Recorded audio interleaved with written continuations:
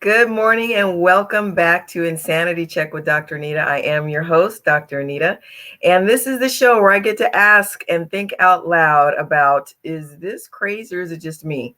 And it could be on a variety of topics. The theme for this month of September is laboring for justice. We will be celebrating Labor Day later in the month, and the theme is laboring for justice.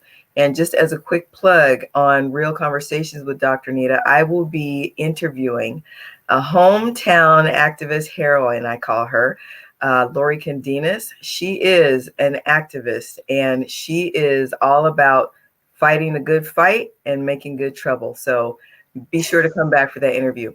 In the meantime, today we are talking about using your inner activist to drive conversations that convert to actions.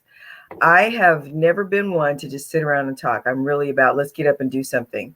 But when I went back for my PhD, I used a method of research that was called the World Cafe.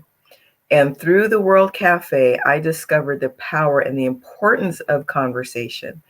Now, when we do our first show, and that one was about George Floyd and where are we now, we always start off by saying we're not experts, we're just exploring the topic. In this particular show, I do bring to bear my expertise and my background. And now I'm talking about the fact of important conversations and how conversations that convert to actions are the ones we really want to go for. That's actually called action research. And the conclusion that I drew based on my pilot study and my research was that when people feel connected through joint dialogue, they are likely to find out that the answers to common challenges are found among individuals, teams, and organizational structures. And often those conversations may lead to actions. So with that being said, today we're going to be talking about our inner activist and how we use our inner activist to drive conversations that convert to actions. Talk is good, but we've also heard that talk is cheap. We also know, though, that unless we listen, get this, in our conversations, we must listen to first understand, then listen to solve. And that is something that I express to leaders and teams that I work with on a regular basis across this country, working with Fortune 500 companies. We are hired to solve problems. We get that. And as people, we have to categorize information so that we know how to deal with it. And I think I mentioned on our last show that there's a fine line and a slippery slope between categorizing information and trying to categorize people, which leads to stereotyping. So I'm not talking about that. What I am talking about is when you're having a conversation, you must first listen to understand. Then when you have understanding, listen to solve. And the reason we need to listen first to understand is because when you're listening to solve, you might jump into solution mode and later down the line find out, well, it was never your place to try and solve anything. When you listen to understand, you're more likely to find out, oh, well, I'm not the person you need to talk to. You need to speak to Sade. And in that instance, the solution you provided is all you need to do. Versus when we listen to solve, all we're hearing is the problems and what needs to happen, but we're not really listening to understand. Sometimes when you're listening to understand and you understand well and effectively, you may realize this is a perceived versus real issue. So I've said a lot to open up this show. And right now, I want to allow my co-contributors, Eloy, Adrian, and Sade, to share about their inner activist and how they use that inner activist to drive conversations that convert to actions. And let's start with Sade. First things first, I want to share this quote that I found online because it really put things in perspective for me. And it basically says that activism is not a one-lane highway. Maybe your lane is protesting, maybe your lane is organizing, maybe your lane is counseling, maybe your lane is art activism, or maybe your lane is just surviving the day. So when I thought about what drives me, where do I stand, what is my activism, I felt like I just want to be educated. I want to know things and I want to know why I know them, where I got that information. And I feel like if I just take one topic, one subject at a time and just inform myself as much as I can, then I will feel comfortable and confident enough to engage in conversation, to teach someone else what I know, as opposed to just kind of passing along messages that are already floating in the air. I feel Wait, can you say that again, please? Say that again. Instead of what? As opposed to just passing along messages that are just floating in the air. You know, we had a conversation a while back about MLK Day, and you see all these posts about these quotes and things that he said. And it's like, you just went and Googled MLK quote and you kind of post that. You don't know the context. You don't know the rest of the speech. If I had a dream, you just know that beginning part. And I think it's so important to be well informed. And it's like, if you can't get out there and protest, if you don't have this giant movement that you are a part of, just educate yourself. That is something that doesn't require anyone else, just yourself. We all have access to the internet. We have a cell phone. Like it doesn't require much. And in that alone, you are an activist. You are campaigning for change. I love what you just said about context. When I started working for the government, it was a experience like none that I've had before. I went into it with one frame of mind and came out of it with another frame of mind.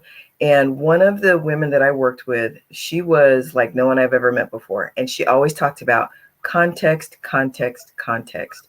You must understand and speak and act in terms of context. So thank you so much for bringing that to bear, because context is huge.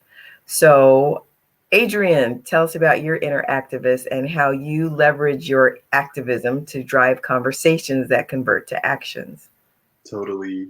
First of all, I just want to say, Sade, you like hit the nail on the head for me, because that's immediately what was in my mind. I was thinking about researching and thinking for yourself, and actually applying things. And when I think of activism, I think a lot about that, but I also think a lot about consistency.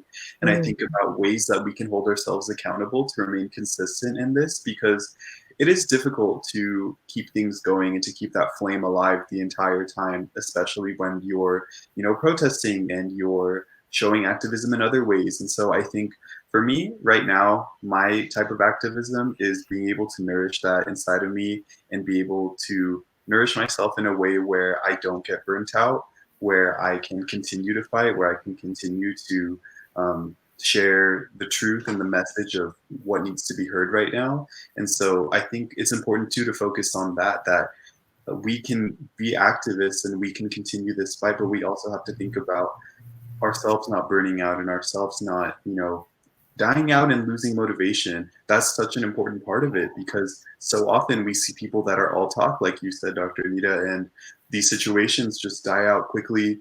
And like that, nothing is happening and no change is being affected. So I think activism, a big important part of it is being able to check in on yourself, make sure that you are able to keep that flame alive in a way that is practical for you, and to not hold yourself to a standard that, you have to be doing something at this very moment right now. I think too, there are ways, like I said, in terms of consistency that apply in other ways, whether it's just behavior that we can monitor on our own. Where am I putting my support? Where am I putting my energy? Where am I putting my time? Is there a way that I can support another person in a way today that reflects my beliefs, whether it's supporting a small Black owned business, whether it is, having a conversation with a friend. It doesn't necessarily always have to be in the grand scheme of like a protest. Yeah. I really resonated with that quote that you shared, Sade, because it's true. And we can't hold ourselves to this extremely high standard, because burnout is simply inevitable. Yes, yes. I love what you said about consistency. And when you first said it, I got a little convicted. I was like, ooh, okay. And right away, my mind went back to a nonprofit that I had founded several years ago. It was called Fruition Circle. And the whole purpose of that nonprofit was to encourage reciprocal mentoring and goal setting between young adult women and seasoned women. And that was the audience that worked with me to do my pilot study. I will never forget how beautiful it was and the things that we did. And I mean, we met, and after the third meeting, everyone always made sure that I had a box of tissue, because I always ended up crying, because something beautiful always happened. And I hope I can get through this story. But one of the young ladies, after we had set up what we were going to do and how we were going to construct our accountability to one another, she came back and she said, my goal, and I can't believe after all these years it still hits me like this, but she said, my goal is to just come back and be a part of this group. That young lady had challenges that you would not believe. And for her,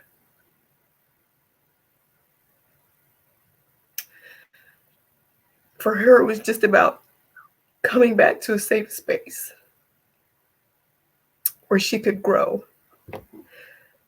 And so, even though, Adrian, when you said consistency, I felt convicted about shutting that down because I thought it was just for that season. And I still think it was the right thing to do. It was for that season. I look back at the work that I've done over the years, back to a newspaper clipping that I find every so often when I'm looking for something else. And I always put it somewhere where I just know I'll find it again. But every so often I find it and I'm surprised again. And in that clip that's well over 20 years old, I talked about the fact that people are gifted. People are packaged with potential for purpose. And that is a consistent theme that shows out in anything I do, whether I'm working with individuals, whether I'm working as a volunteer with small groups, whether I'm working with women, whether I'm coaching white males, whether I'm working with Fortune 500 companies. I always remind people you're gifted to shift into new levels of success. You're packaged with potential for purpose. And what has really become evident to me is that everyone is experienced enough to find answers within.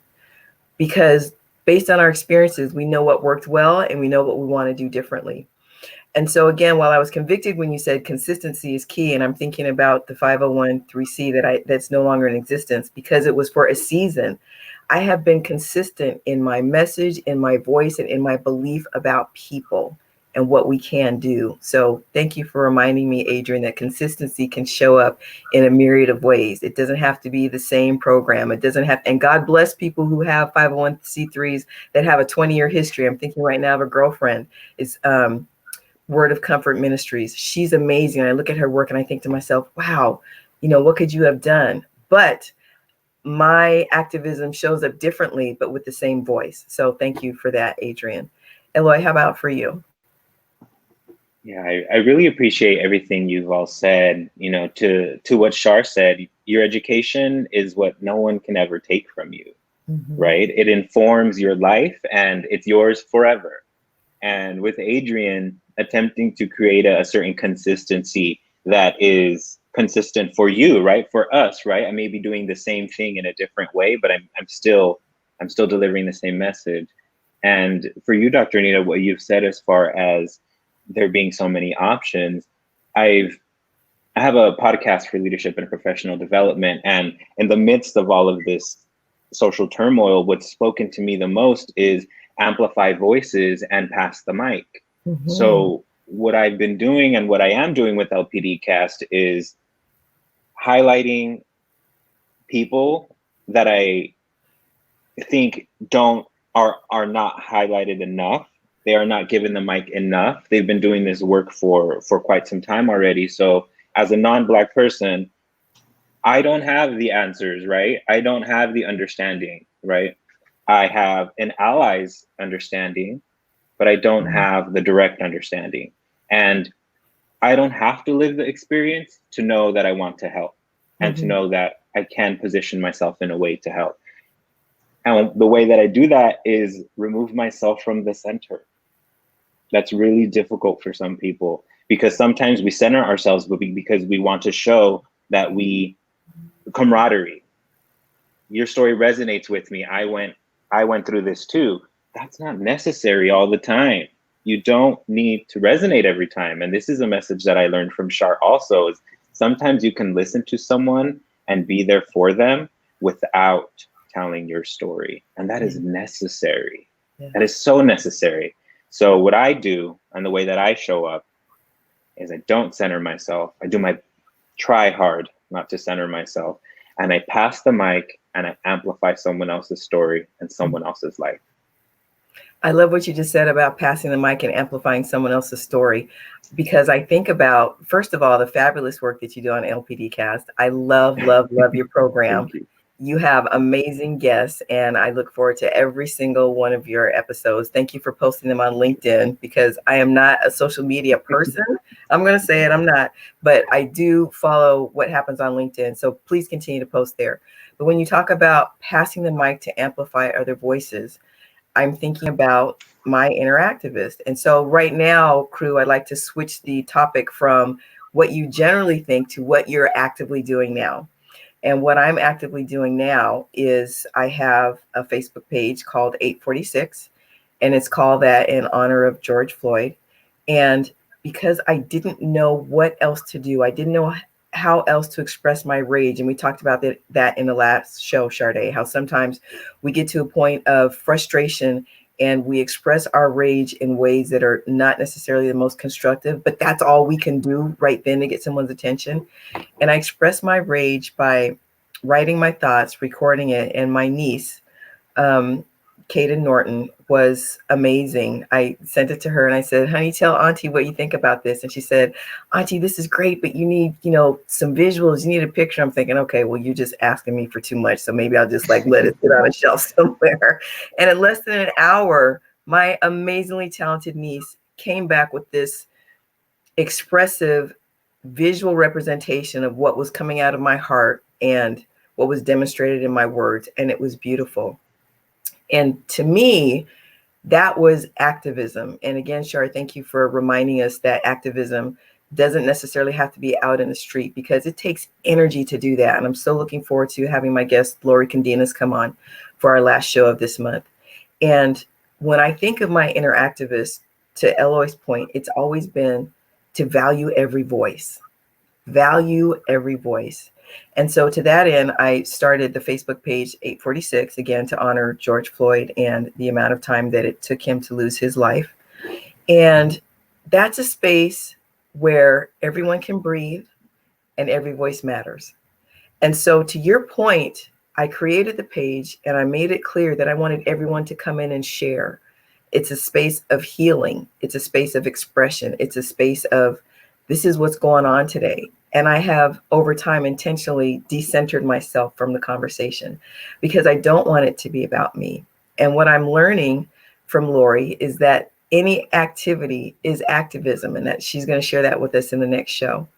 And so when I think about my inner activist, it really is someone who truly values every voice and does what she can to either create the space or, to your point, Eloy, amplify other voices by passing the mic. So thank you for that. And that's what I'm actively doing. So these shows, these podcasts, nSanity Check, Keeping It Real, and Real Conversations, that is my way of my inner activist using her voice and bringing in the voice of others. So that's what I'm actively doing. So who wants to share with us next? What are you actively doing to leverage your inner activist and drive conversations that convert to actions? Okay, Shar. Well, I don't mean to be a little cliche, but I really believe that change begins within. So I am self-evaluating myself on a daily basis. I am being conscious of the things that I'm doing, I'm saying in my surroundings, and I'm really pushing myself outside of my comfort zones. I am most definitely a non-confrontational person. I feel like my opinion is my opinion, your opinion is your opinion, but I think we're in a time now where we need to speak up and share our opinions and learn from other people and hopefully be an influence on them. And I think the George Floyd movement gave us I don't want to say the topic because we've always had the topic, there's always been plenty, but on a global scale to bring that into conversation. And I work in healthcare, and work isn't always the best place to share your personal opinions, but I think I've created an atmosphere where people know they can talk about it. They can talk about how they're feeling and what's going on and be like, hey, how is this affecting you? And I feel like creating that sphere wherever I am is my consistency, is my activism. And I just want to expand on that. I want that circle to grow more and more, but I definitely want anything surrounding me to be open to that conversation, that discussion. I want it to be alive within me. When you said change begins within, that's exactly the whole point when I say that we are all experienced enough to find answers from within. Based on your own lived experiences, we know what we know, and we know what we need to do to either change or continue to do in the spirit of consistency, just like Adrian said. So thank you so much for sharing that. Adrian, how about you? I think it's interesting how we all kind of hesitate at first, because it is a touchy thing, and it's kind of something that I think a lot about. And, you know, we hold ourselves to this standard, kind of like I said earlier, like where we feel like we need to show like super like active action and like motivation in that moment. But I completely agree with you, Sade. Like I think having that ability to look within yourself is more than important, and like it is completely necessary, and it's something that is definitely noted as, you know, a way of activism that you can express. You know, being able to look inside yourself and being able to have that ability to self-evaluate is so important. So I definitely think I've been doing a lot of that, but also kind of considering in my kind of wheelhouse, I'm a more creative person, and I think artistically, and I'm left-brained, and I think a lot about things in that way. And so I think for me, a big part of where I'm hoping to go is more in line with like art activism, like you talked about, Char. Like I have ideas of like infographics that I would like to start working on, and things that can be of help in some way, because I kind of just think of, you know, like what are my tools and what do I bring to the table. Okay, like I can design things, and I can make things that are visually, you know, appealing and understandable for other people. And so for me, that's what I'm thinking about doing. And I mean, it's in the works now. I'm getting ready to start working on those things, and that's something that I want to put out into the world. And I think at times it can feel like it's not enough, you know, but I think, and if this is, you know, giving a sense of validity to anybody, whatever you bring to the table, whatever you have to offer is more than enough. And whatever you do, you know, do that 110% and know that your voice is important and that your voice is really necessary in this conversation. You know, you may have never participated in any kind of activism before, but this is your first time. You know that what you do is extremely important, and whatever thing, even if you think it's like a little crumb, you know, that thing is important, that thing is necessary. So getting out of that headset too is really important. Well said. Well said. I have to say that since we've been doing these shows, you, my friend, have blossomed. Shar, Eloy, do you not agree that this man is finding and presenting his voice? 100%. Yep. It's beautiful to see the transition that you are undergoing. And thank you for sharing your voice. And thank you for believing and knowing that your voice matters. It's huge. The growth and the confidence that I've seen. I'm excited for you. And I agree with you. It doesn't have to be a huge thing. I was actually talking with Lori last night, who's going to be our guest later this month. And we were talking about the fact that activism doesn't necessarily have to be leading a huge march. Thank God for those who do. But it can be a small thing that's just as revolutionary. When we think about something like a Post-it note. Post-it notes were a mistake, but they have revolutionized the way we do work, right? So whatever you do, don't minimize it. It may seem small to you. A smile might seem small to you. But as my pastor likes to say, when we were still gathering in church, we haven't seen each other in a while, but he would say, you know, on Sunday morning, when you come to church, give somebody a smile, because that might be the only smile they get until next Sunday. You think about that. And it's sad. It's hard to imagine, but that's true for some people. For some people, they only get a smile once a week, wherever it is they go to get that smile. So never, ever minimize what you bring to the table.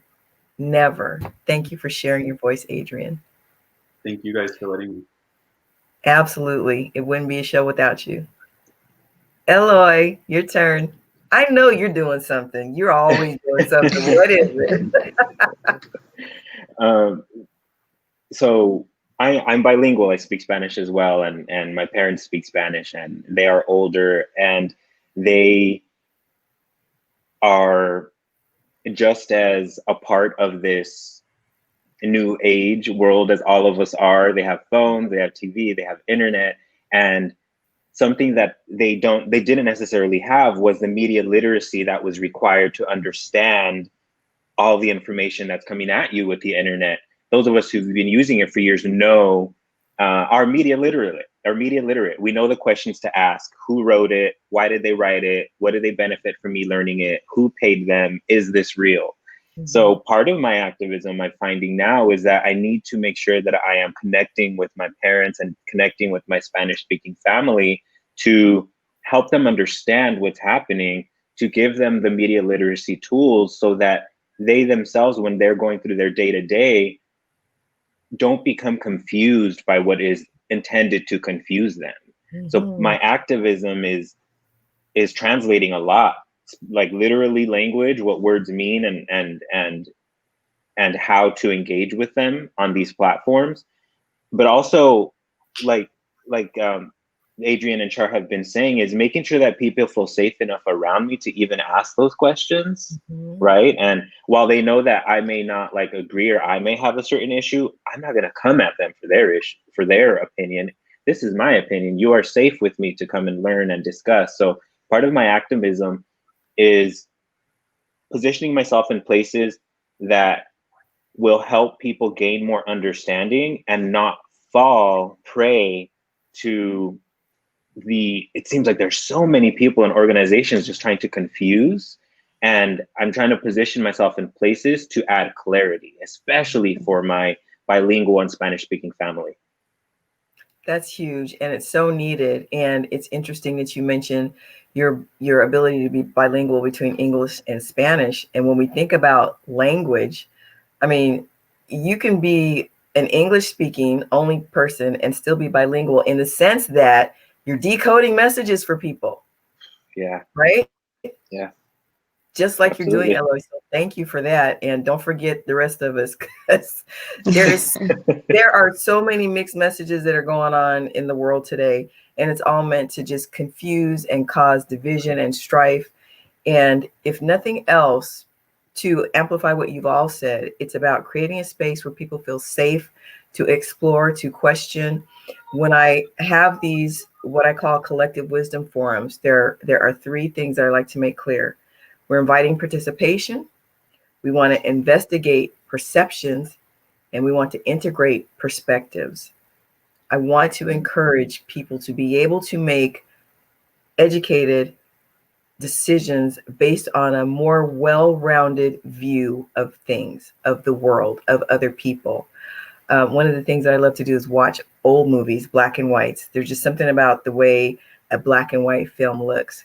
And I was watching one with James Cagney not too long ago, and he was a criminal, and he's in a jail, and he's talking to this guy who's just kind of obviously trying to get in his good graces. And he said, "I don't know you, and what I don't know, I don't like." And I was like, that's like racism in a nutshell.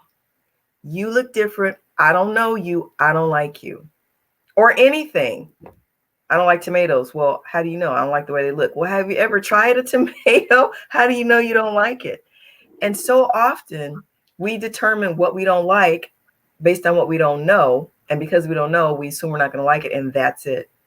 And so when you're talking about being bilingual, and I teased you about decoding things, the messages, the hidden messages that we all tend to miss, keep that up, because that is important work.